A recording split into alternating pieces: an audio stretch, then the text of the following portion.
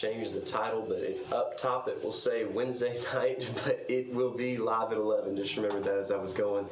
And so please welcome. Thank you for joining us today. And this devotion is going to come from A.W. Tozer. He has a devotions called Meditations on the Trinity, and it is absolutely wonderful. This is not something that A.W. Tozer did himself. It was all his writings, but he died back in the 60s, so man actually compiled a lot of his writings and assembled this. And so this is entitled This Little Cheap God. And basically what it's trying to get at is, have we grown familiar with God? Have we grown familiar in the way that we know He's going to act? Are we so comfortable with Him that we no longer have awe or respect or adoration for Him? So this is this little cheap God. 1 Timothy 1:17 says, "Now to the King eternal, immortal, invisible, the only God, be honor and glory forever and ever. Amen." 1 Timothy 1:17. If God had goodness, but there was one spot in God that wasn't good, then He wouldn't be our God and Father. If God had love, but didn't have all the love, just 99 and 9/10% of the love, or even a higher percentage, God still wouldn't be God. God, to be God, must be infinite in all that He is. He must have no bound and no limit, no stopping place, no beyond point which He can't go. When you think of God or anything about God, you'll have to think infinitely about Him. You may have a Charlie horse in your head for 2 weeks after trying to follow this, but it's a mighty good cure for this little cheap God we have today. This little cheap God we've made up is one you can pal around with, the man upstairs, the fellow who helps you win baseball games. That God isn't the God of Abraham, Isaac, and Jacob. He isn't the God who laid the foundations of the heaven and the earth. He's some other God.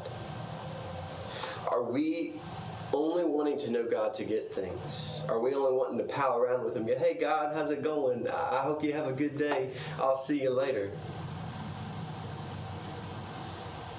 God, I really want to do well in whatever I'm doing. Put your job anywhere. It mentioned baseball game. Do it in any type of place yourself in your job. Are you only wanting God to help you do well in your job, or you actually are we wanting to get to know God personally for who He is?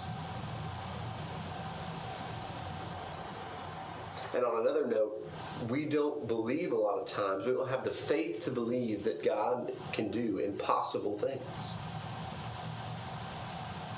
We say, "God, you pray. God, do this. God, do this." And you pray it over and over and over and over again, ultimately because you don't believe in it. You yourself doubt that God can do mighty things. Have we grown familiar with a God that now we don't believe that He can do impossible things? Brother Charles said last night in the closing that A.W. Tozer, he said so many people put so much emphasis on faith, obedience. A lot of times if we want to see God move in our lives, we have to be obedient. We have to be obedient. We have to have faith coupled with obedience, and that's the man that A.W. Tozer was.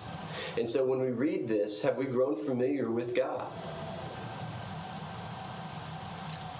It mentioned before, He is infinite. When you think of His strength, His mercy, His love, His power, anything you can ascribe to God is infinite. And ultimately, our minds can't wrap around that. They can't grasp it. They can't grasp that He can do impossible things. But will our lives show by our faith and our obedience that we haven't grown familiar with God, that we're not just in it to get things for ourselves, that we're not in it to win games, that we're not in it to get the newest and latest whatever car, technology. Are we truly following God and serving Him from a heart that wants to know Him? And that's a challenge for me. It's a challenge for everyone. Let us not grow familiar with God, but let us seek after Him every day. There's a song by a Christian band called Down Here. They're not together anymore with the band, but they have a song called Let Me Rediscover You. And it's a beautiful song, and it's ultimately kind of the same thing about growing familiar. Let me rediscover you. This God, basically, that I thought I knew. God will reveal more and more to us. He'll reveal more of His love. He'll reveal more of His mercy. The more time you spend with someone, the more they'll share with you. And I think God kind of works the same because it's a relationship. You're not going to share everything with a person that ultimately doesn't want to take the time to get to know you. So as we get to know God, we learn more about Him. That's just the natural way of relationships. God has set that up. That's the way our relationship with Him works, and that's the way that He has made every relationship to work. The more you get to know, the more time you spend with someone, the more you get to know Him. So let us not grow familiar with God. Let us not grow familiar with God. Let us open His Word and read it.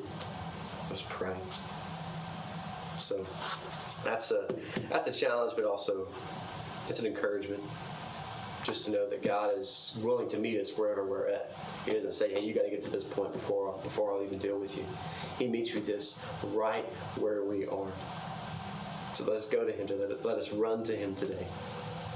I hope y'all have a great Thursday. We will see y'all Sunday, 8:15 Loop Campus, 9:30 Mason Creek, and 10:45 at the Loop Campus. Now, this is starting in August, so I want y'all to know we have no Sunday night services during August, and we're going to start up Awesome August. I think it's the 17th. And so those last 3 Mondays, we're going to have services on Monday night. I hope y'all have a great Thursday. Y'all take care, and may the Lord bless you with His peace and His mercy according to His word.